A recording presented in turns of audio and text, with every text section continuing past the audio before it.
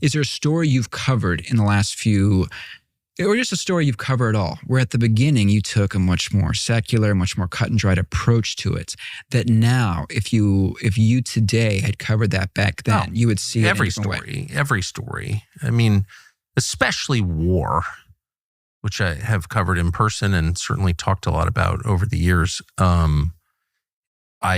I just saw it as a product, the sort of failure of statecraft and nations act rationally.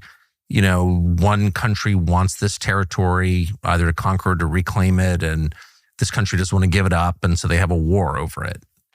I had a very secular understanding of war, and it was the First World War that changed my view.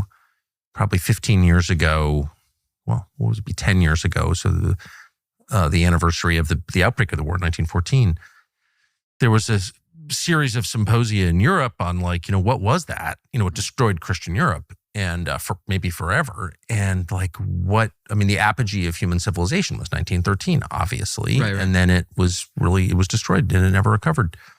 And a bunch of other empires fell, including the Ottoman and Austro-Hungarian and all this stuff. It's like it reshuffled the map and gave rise not just to the Second World War, but to the world that we now live in. So how did it start?